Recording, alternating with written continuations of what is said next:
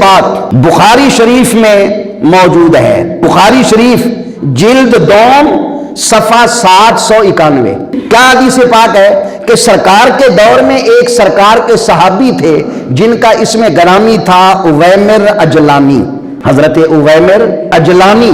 حضرت اویمر اجلانی نے اپنی بیوی سے لعان کیا۔ لعان کیا ہوتا ہے؟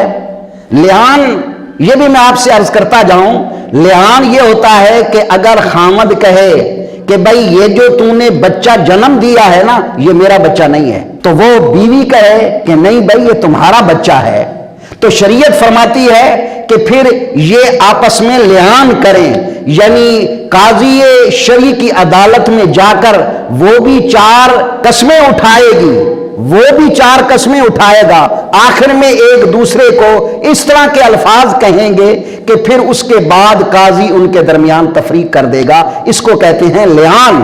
حضرت اویمر اجلانی نے بارگاہ رسالت مآب صلی اللہ علیہ وسلم نے اپنی بیوی سے لعان کیا۔ لعان کرنے کے بعد پھر کیا ہوا؟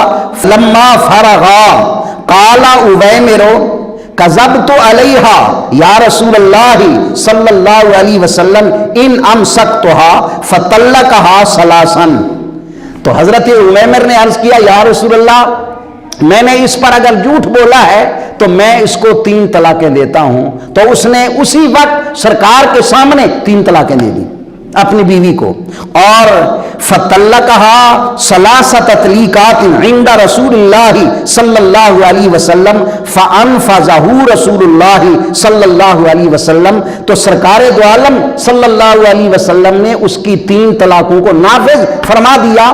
اگر یہ 3 طلاقیں ایک ہوتی اور یہ صحیح نہ ہوتی تو آقا کریم صلی اللہ علیہ وسلم تشریف کیوں لائے تھے؟ وہ تو شرعی مسائل بتانے کے لیے آئے تھے۔ رسالت کی غرض و غایت بھی یہی ہے کہ شرعی مسائل کو وضاحت سے بیان کر دیا جائے، سرکار نے نافذ فرما دیا۔ معلوم ہوا کہ 3 طلاقیں اکٹھی دینے سے 3 ہی واقع ہوتی ہیں۔